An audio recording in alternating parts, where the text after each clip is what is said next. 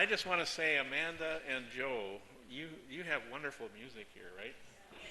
Absolutely. What a fabulous voice. And Joe, I don't know what you can do with a cymbal and a box and a talking stick. It's fabulous. So good morning, everyone. It's wonderful to be here with you. Thank you for inviting me, and thank you for showing up to join me in this divine call this morning. So I'd like to begin with a story about a man named Bert and his wife Peg. Bert went to his doctor one day, and he said he had some concerns about Peg's hearing. He didn't think Peg was hearing very well, and asked the doctor if, he didn't know quite what to do about it. And the doctor said, well, here's a simple test that you can use. Start out about 30 feet away from wherever she is. Say something in a normal tone of voice, and see if she hears you. And if she doesn't, go to 20 feet away, and then go to 10 feet away, and see when it is that she starts to hear you. Bert thought this was a great idea, so he went home, and Peg was fixing dinner in the kitchen. So he went to the farthest area of the living room, which was about 30 feet away, and said, Peg, what's for dinner? No response. So he went to the dining room, which was about 20 feet away, and he said, Peg, honey, what's for dinner? Still nothing. Then he went right outside the kitchen door, which was about 10 feet away from where she was, and said, sweetheart, what's for dinner? No, nothing. Finally, he walked right up behind her, and he said, Peg, honey, what's for dinner? She turned around and she said, for goodness sake, Bert, for the fourth time, it's chicken.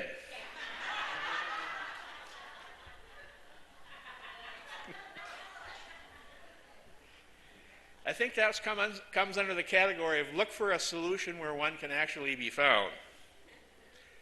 I'd like to tell you another story as I begin this lesson this morning on surrendering to our magnificence, the concept of surrendering upward. And that is a story about a guy named George, who was painfully shy and didn't like it very much about himself. His friends said that he was so shy he couldn't lead his family in a time of silent prayer. And one day they concocted this plan to, in their mind, support him in coming out. They arranged to, there was a nightclub in town with a stage hypnotist as the show. And so they invited George to join them and talked to the hypnotist and said, when we come, here's what you do. We're gonna volunteer George to be your subject when you ask for a volunteer from the audience. So the night came, they all went, they were sitting there, the stage hypnotist asked for a volunteer. George's friends all pointed to George. Well, the only thing George hated worse than the idea of getting up there on stage was the idea of making a scene about getting up there on stage. So reluctantly he went. And when he got up on stage, the hypnotist started to put him into a hypnotic trance. It turned out that he was an excellent subject, easily hypnotized. And when he was in this deep state, the hypnotist said, George, first thing I want to say is you're going to remember vividly everything that happens while you're up here on this stage. And after that, he said, now, I want you to stand up and deliver a 10-minute speech on something that you feel passionate about. George stood up and gave a speech. It was passionate and it was very good. In fact, so good that everyone there were about 300 people in this audience, everyone there gave him a standing ovation. When they had all sat down, The hypnotist turned to the audience and said, "Folks, what I want you to know about this is that I did not hypnotize George at all. What I actually did was I dehypnotized him. George could have done this same thing any day of his life, except that every single day he has been re-hypnotizing himself into why he can't do this." Now, we remember that George was going to remember everything that happened, and he did. And he liked the feeling of being that good at something and having that much positive feedback. So he decided to join a Toastmasters club, and eventually went on to be a well-known, a well-sought-after speaker in his area of town, and did a lot to promote the idea of those schools. So the reason I tell you this story is because not long ago I read something in one of my, an author who's one of my favorites, Bernie Siegel, in his book, The Art of Healing. Bernie said, "What most people don't realize is that until about the age of 7, children's brainwave rates are almost exactly the same as when we are under hypnosis. In other words, you and I and everyone that you know was being hypnotized for the first 7 years of our life. The first 7 years of our life, we learn to believe and accept truths that are actually not spiritually true. The truth is, the deepest truth about you and I and everyone else is that we are eternal divine beings. This means that the eternal truth of us is that we are all expressions of divine love. However, what we learned in our hypnotized state was how to be fearful. And in our fearful state, how to control and how to attack. The eternal truth about us is that we are expressions of the divine power of creation. What that means is that we are actually creating our own reality. However, what we learned in our hypnotized state is stuff happens to us. We learn to believe in luck, and we learn to believe that we're victims. The eternal truth about each of us is that we are expressions of divine wisdom. What we learned in our hypnotized state is to rely on our puny intellect as the source of our wisdom instead of our guidance, which is always available to us. The eternal truth about all of us is that we are expressions of divine aliveness. What we learn in our hypnotized state is how to hold ourselves back. We learn that death is real. And because we believe that death is real, we also believe that fear was real. Because we thought we are bodies that have souls rather than souls which contain a body. The divine, eternal truth about us is that we are expressions of divine abundance. But what we learned here in our hypnotized state on planet Earth are beliefs like, I am not enough, and there is not enough. Mystics throughout the ages have said, people aren't bad. The problem is, we're asleep to our divinity. And we were hypnotized by people who also had been hypnotized and who were also asleep. Our number one goal, even if we have no idea that this is true, our number one goal here on planet Earth is to wake up to our divinity. What Emily Cady in Lessons in Truth called healing our sense of separation from God. And this is true, as I said, even if we're completely unaware of it, even if we're atheists and have no belief in spirituality at all. It's why we attract every single person that we attract, and why we attract all of what we call our problems. Here at Unity, we are learning to awaken to our oneness with God or Spirit, our oneness with all people everywhere, and our oneness with all creation. Albert Einstein famously said, "Separation is an optical delusion." And I totally agree with him. It's been my experience as well. One little example or illustration I like to use about this is that in southern Colorado or northern New Mexico, or maybe both, one of, if not the, largest organisms on the planet is a huge, growth of aspen trees. A huge grove, I should say. It looks like thousands upon thousands upon thousands of individual aspen trees. But that's an illusion. They aren't separate at all from each other. Below the ground, they're all part of one root system. In other words, they all have the same source. And in that source, they're all connected, just like people. The process of waking up to our oneness, the process of being dehypnotized, the process of getting to what I call emotional and spiritual maturity is called personal transformation.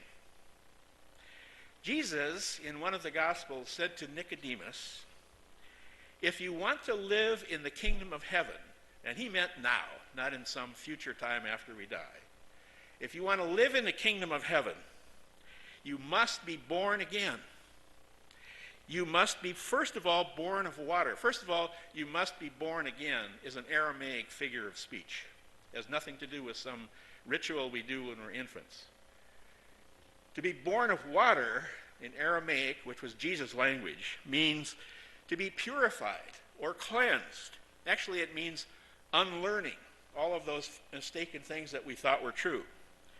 And to be born of Spirit is also an Aramaic figure of speech. It means surrendering to our magnificence, waking up to our oneness with God. The Russian mystic Gurdjieff, who's often thought of as the father of the modern day concept of transformation, once said that to be transformed means to be reborn or born again. And he said if you want to be reborn, first you have to be willing to die to who you thought you were, the mistaken beliefs that you believed were true. And he said the only way we can do that is to wake up to when we're in our false sense of self. Jesus talked a lot about transformation. In one place he said, "Whoever would be my disciple, let him take up his cross and follow me." That's another Aramaic figure of speech. To take up one's cross means to face ourselves, both our divinity and our not divinity. And in order to do that, it's essential to wake up to when we're in what I call ego mind. And I use it in the same way that the Course in Miracles uses it. So what I mean by being in our ego mind, we're in our ego mind when, first of all, our ego is who we believe we are when we feel separate from God and separate from each other. Anybody ever feel that way? Of course you do. Me too. And we can tell when we're in our ego mind whenever we feel the need to attack, whenever we feel the need to control, whenever we feel the need to judge or find fault or criticize, or whenever we feel the need to be right. Has anybody had any of those experiences this week? Well, in my case, it seems like only yesterday. Wait, it was only yesterday. Jack Kornfield, who is a wonderful Buddhist teacher, once said, to the ego, spiritual growth is just one insult after another. In Matthew 5, what we have come to call the Beatitudes, the first one, and this is how it reads in the King James Version of the Bible. It says, "Blessed are the poor in spirit, for theirs is the kingdom of heaven." George Lamsa grew up in Kurdistan and spoke Aramaic as his native language and saw a lot of mistakes in what we think of as the regular Bible that we use. So he wrote his own Bible. And in that passage in Matthew, he says that word that we translate as blessed are the poor in spirit, the word spirit in Aramaic is ruha. And it means not only spirit, it also means pride. And so in his version, it says, blessed are the poor in pride. Dr. Rocco Errico, who is Lamsa's student, Lamsa's no longer here on earth, said that if he were to write this in today's language, he'd say it like this: delighted, overjoyed are those who surrender to God, for theirs is God's constant counsel. To be rich in pride, as Lamsa said, could also mean being certain about how it is in life and believing that what we learned under hypnosis is actually the truth, which it isn't. We made decisions about ourselves, about others, about life as early as birth. And once the mind makes a decision, it then becomes an evidence-gathering machine. And we can always prove that we're right. Have you noticed that? I can tell you that I certainly have. By the time we're adults, we all have many mistaken beliefs and a lot of suppressed pain. And we walk around as if we have a set of buttons on our front. And we walk around unconsciously saying, would someone please push my buttons? I hurt. Even if I don't know that I hurt. And the only way I can release the pain is for the pain to come to the surface. That's why I'm actually unconsciously asking people to push my buttons. I've had lots of buttons to be pushed, lots of mistaken beliefs, and carrying a lot of suppressed pain as I went through my own process of transformation. And it just feels so good. It feels, in the beginning, it feels painful sometimes as you're going through it, but so wonderful when you're through it. Back in the 1950s, David Sarnoff was the president of NBC television. And during that time, color television had been invented. The problem was that in order for it to become popular, it would have to be able to, they'd have to be able to transmit both color and black and white simultaneously. And everybody believed that was impossible. One day, Sarnoff called all of his engineers together and told them, I need for you to find a way to do that, to transmit or telecast black and white and color at the same time. After that meeting was over, one of his engineers was overheard to say, it must be wonderful to have an imagination so completely unrestrained by the facts. And I would say, yes, it is. In our case as well. It's wonderful to have an imagination that is not constrained by the current facts in our life. As we accept the truth, no matter what the current facts are. So how do we take up our cross and follow Jesus? First of all, we accept what Jesus told us to be that deepest truth about ourselves. When he said, in quoting the Old Testament, "Have you not read that you are all God's, and all of you children of the Most High?" And then, as if to add emphasis, he said, "And the Scripture cannot be broken." And the second thing we do is we face our small self, our false self, and stop believing the lies that we learned under hypnosis and then have kept telling ourselves over and over throughout our lives. Lies like, "I am not enough." Lies like, "There's something missing in me." Lies like, "I'm not lovable." Lies like, "I'm a problem." Has anybody ever had any of those? I can tell you I've had all four. And the one that says, "I'm a problem," I really believe that. So there's an affirmation I've used, and you can join me in this one if you choose to. The affirmation is, "Everything gets better when I show up." Would you join me in knowing that? Everything gets better when I show up. And you know what? That's absolutely true. Because you are a wonderful addition to whatever is going on, no matter where you go. And so am I, and so is everybody else. The result of this transformation, this being born of water and spirit, means living in what Jesus called the kingdom of heaven here and now.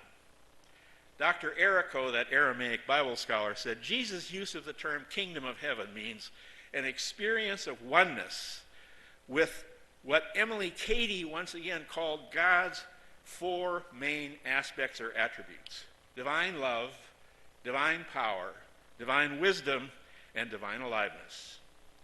Jesus said, "This is what everyone on earth most wants."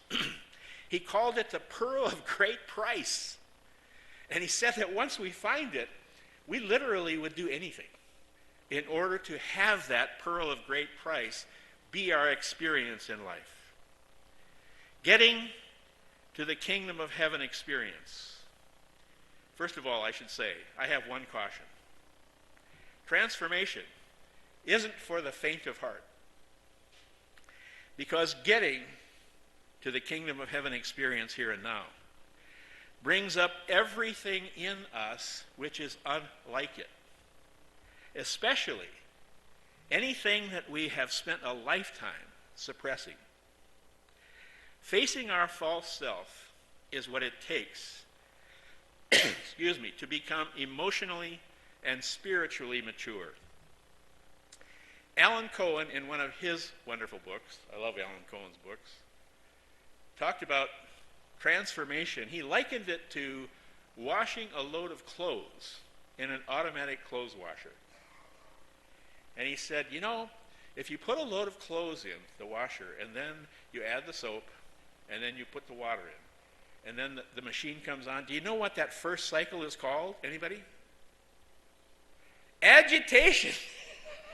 I love that. I don't know about you, but that's been my experience of what happens when we begin the process of transformation. Agitation happened. And he said, if you were to open the lid on the washer and look in there, you would think for all the world that your clothes are getting dirtier. The water looks dark, but that's not what's happening at all. What's happening is that what is not clothes is coming to the surface so that it can be released. And that same thing is what is happening in transformation. If it feels once in a while like it's uncomfortable, it's not that things are not working. It's that things are coming to the surface so that we can actually release them and have an experience beyond our small self. Transformation brings false beliefs and spiritual emotional pain to the surface so that they can be released.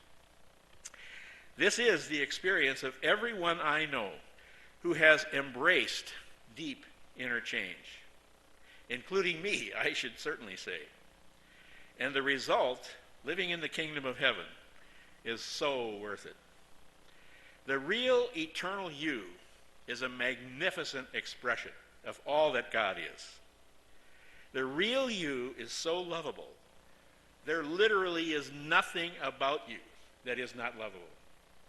The real you is so love-filled. You always have enough love to extend. The real you is so powerful that there is nothing, you know that there's nothing that happens to you. Truly, everything happens through you. I'm reminded of a little girl who came home from a grade school class, said to her father, who was deep into reading his newspaper, "Dad, I became class president."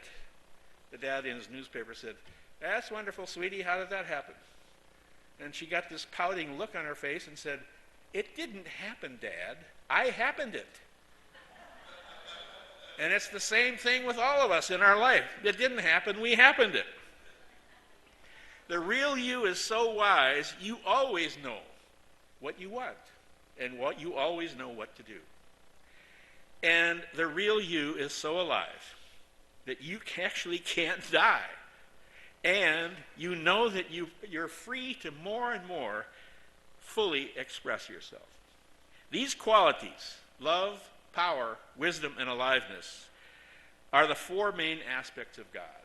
Embracing them is surrendering to your magnificence and becoming spiritually and emotionally mature. I'm just going to invite you to say with me, I am divine power. Would you know that with me? I am divine power. I am divine love. I am divine love. I am divine wisdom. I am divine aliveness. I am divine aliveness. Let this week be all about facing yourself, both your magnificence and your false self, and accepting the truth that you are a magnificent expression of all that God is. Namaste.